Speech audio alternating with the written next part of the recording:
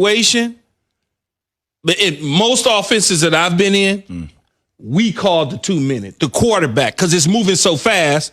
All you do is get a signal from the sideline and you call it. You don't look at the call sheet. You say you're moving. Everything is on the run. So ain't gonna give you a 4, a 2, a 3. You know we're in 2-minute. What a 2 means, what a 3 means. You just know. And so I don't know. How could he? Key, I love Peyton Manning to death. And I love him. One of my good buddies in this league. I don't know how he put his name to that. I just don't know how Peyton was able. I don't know. Endorsing Geiser. How did you put your name to that? And I know Peyton and Archie and them sit back at home and they go look at each other at Thanksgiving. They probably was looking at each other going, "You really signed off on that dude?" I mean, like, come on. I've worked through so many emotions with Adam Gase. Like, I'm over being angry at Adam Gase now. Like, this is who he is. That's why I said, for me, the most entertaining times on Sundays are watching the post presser with those individuals. Matt Nagy, him. I mean, you're just going to get the best form of entertainment. And now, just triple down. Just stay with him. I mean, I don't want to change things up. I don't want to win the game. Stay in the Trevor Lawrence race. Stay in it. Let him keep blundering games. Go 0-16, 0-16, however the hell you want to phrase it, and just get to the prize at the end of the road. Whatever that prize is, hopefully he will not be around to see that prize unwrapped. He can't be. There's no way. Man, some of the weirdest things have gone on in the National Football League in terms of retaining coaches and hiring coaches. So can we go back to something we talked about at break? Can we just let it out? What's that? You and I were just talking about the fact that, all these coaches. Yes. And you said a lot. Look, there are 5 or 6 good coaches in the league. Yeah, it's a handful of them. The rest of them bums. Let's talk about why you get hired. Because it's nepotism, Exactly. it's friends, it's people. Exactly. You look at the Bob Quinn situation. He hired Matt Patricia after, well documented, Coach Caldwell comes off a 9-7 season. After a 9-7 season and the team going to the playoffs the 2 years previously. Then you hire him because y'all used to drink coffee in the lounge together in New England. Boom. Oh, Zubin, when I get hired, I'm bringing you on as my capologist. Boom. Like, you don't do that. You hire the people best fit for that. Bob Quinn went on to talk about they needed a leader who could beat the good teams in this league because Coach Caldwell surely can't. No. Like, what? And they certainly weren't one of the good teams in the league. At 13-29-1, he's done. We're presented by Progressive Insurance. All of our guests on the Shell Pennzoil Performance Line, including Heather Dinich, to talk college football coming up at 8:10 Eastern. We are also brought to you by Straight Talk Wireless. Look, we all accidentally damage our phones. It happens. Now, Straight Talk Wireless new Platinum Unlimited plan includes phone protection, just $65 a month for unlimited talk, text, data, and more. See Mobile Protect terms and conditions at Asurion.com/Straight Talk. Limitations and exclusions apply. We should mention it was a game for the ages for Patrick Mahomes and Tyreek Hill. But the real story yesterday, is it possible that Brady and Belichick are both sitting home for the playoffs? Giants at Bengals.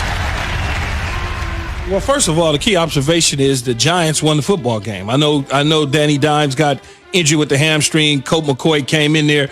But this team had no quit in them all year long. Joe Judge is the best coach within this division as of right now. And when you look at it, Jason Garrett is there on the sideline kind of teaching him how to become a head coach in the National Football League. The team's playing for him. You can't complain about the way they've played. I've said it along the way, Z, at 1-7. The only team that has beaten them that made you scratch your head about how they beat them was the San Francisco 49ers.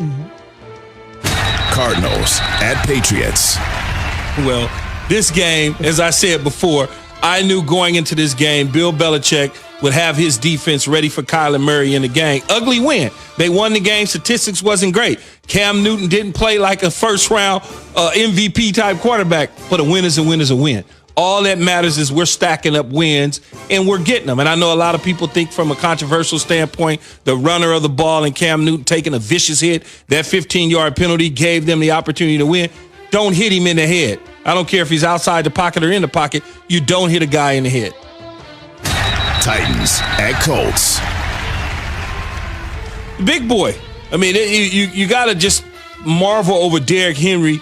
Not getting a lot of buzz for the MVP conversation, but he's certainly leading the charge in Tennessee. Has them rebounding after they struggled a little bit mid-season, kind of just teetered along, lost a couple questionable games, but when you got a back like that in the backfield doing the things that he's doing, it's ridiculous. But he's got to get 2,500 yards and 45 touchdowns to really be inserted into the MVP conversation, which means it's not going to happen this year.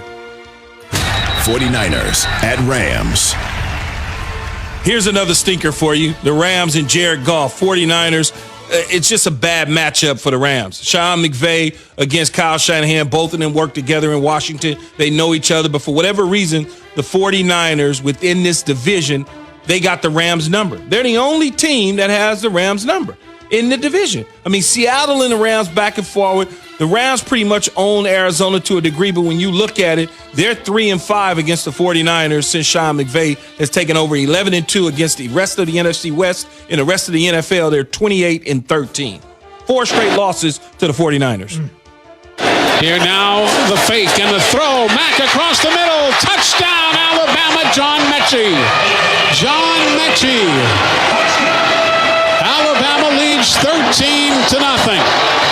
I know I dare say this, but Alabama was Alabama whether Nick Saban was on the sidelines or not. How about Steve Saban Sarkisian, huh?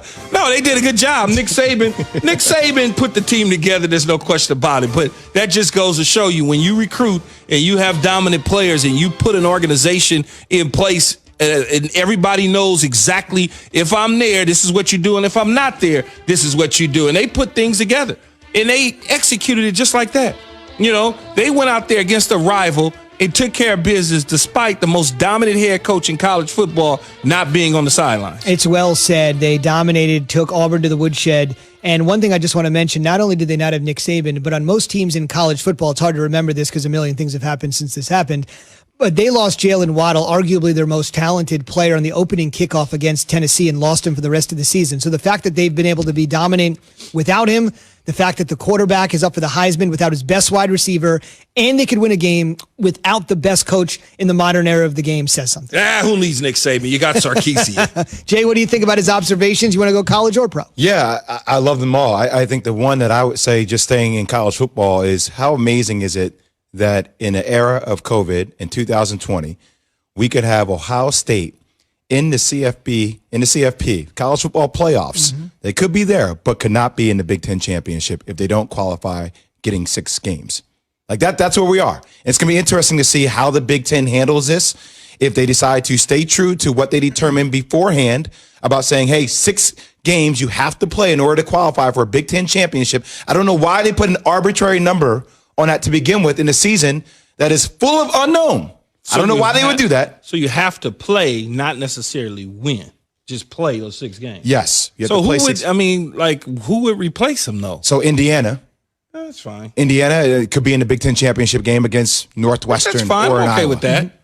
One thing we should mention, I'm we'll okay dig with into that. this with Heather Dinich in just about 30 minutes. And Jay did say right now the Big Ten did put a rule in place in October that essentially said it has to be 6 games. However, they have softened on that just a little bit. There is a little wiggle room to allow a team that has not played 6 games to qualify for the Big Ten championship game. And if you're wondering how they could do that, we'll talk about that in 30 minutes. I'll give you the entire rundown before we talk to the college football playoff insider, Heather Dinich. So if you're a Buckeye fan, you got Michigan State left, you're wondering whether you can go. Ryan Day got the coronavirus. He's saying they won't be on the practice field till Thursday. They play Saturday.